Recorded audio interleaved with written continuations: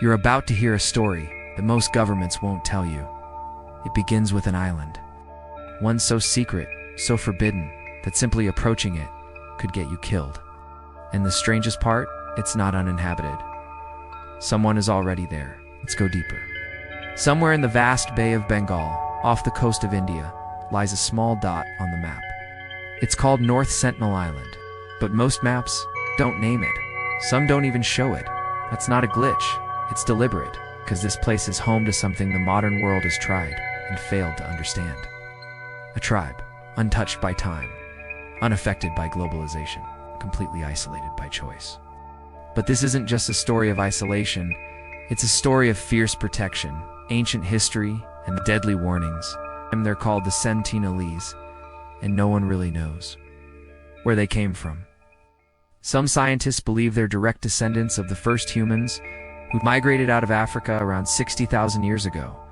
Think about that. While the world built empires, sailed oceans, split atoms, they remained, fishing with hand-carved spears, wearing no clothes, speaking a language that no one else on Earth understands.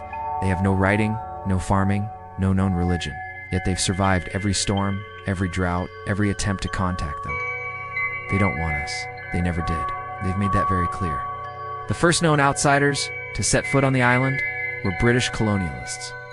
In the late 1800s, they kidnapped 6 islanders, 2 adults and 4 children, and took them to the mainland. Within days, the adults died.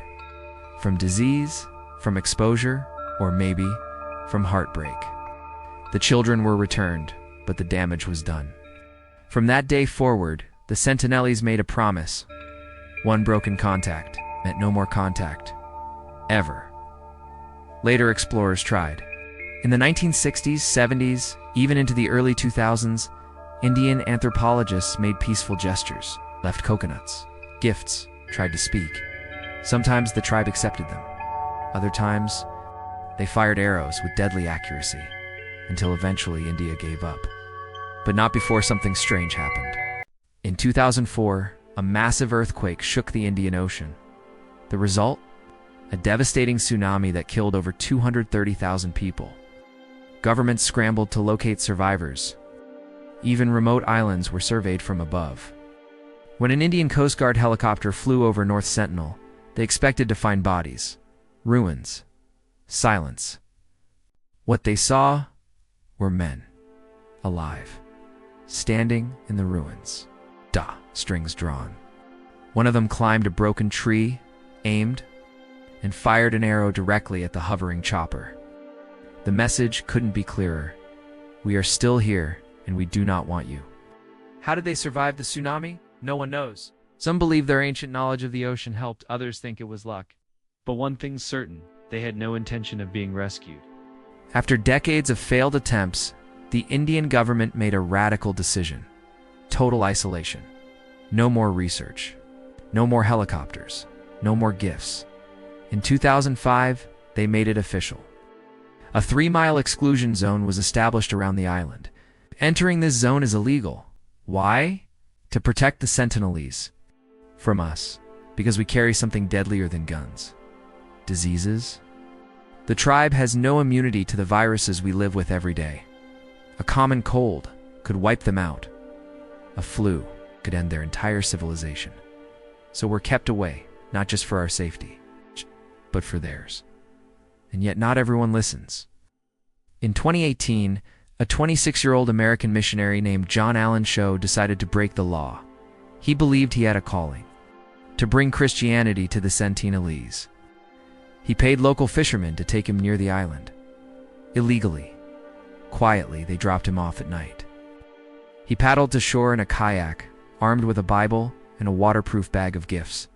They greeted him with arrows. He returned to the boat, wrote in his journal. They're reacting with such hatred. But they've never had the chance to know Jesus. The next day he tried again. He never came back. The fishermen later saw his body being dragged along the beach, tied with rope and buried in the sand. The Indian government didn't recover the body.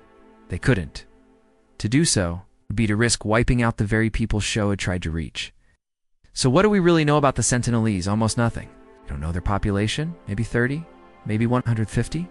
We don't know their customs, their beliefs, their language. Even their name, Sentinelese, was given by us. To them, we are nameless threats, ghosts from strange boats, flying demons in helicopters, and yet they endure. On an island no larger than Manhattan, they live, untouched. It's in a world obsessed with connection. They are the last true isolation. The final no. But this story isn't just about an island. It's about us. Why do we always assume contact is good? That every tribe must join our world? That every untouched culture must be modernized, colonized, or saved? Why can't they just be? North Sentinel forces us to face a truth.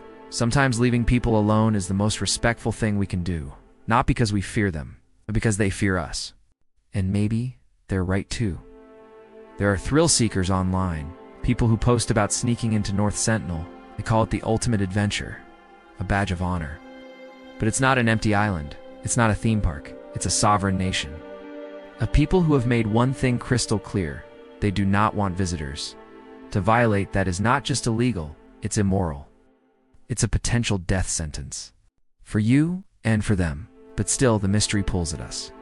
What do they dream of? Do they tell stories of the flying machines? Do they remember the ones who tried to speak with them? Do they fear us or pity us? We may never know. Maybe that's the point. In an age where every place is GPSed, live-streamed, and rated by tourists, North Sentinel stands apart. It says no Wi-Fi, no resorts, no footprints in the sand, just untouched jungle, and a people guarding it with their lives. The last island, the last mystery, the last rejection of the modern world. So the next time someone tells you there's nowhere left to discover, tell them about the island you're not allowed to visit, and the people who live there, not in hiding, but in defiance.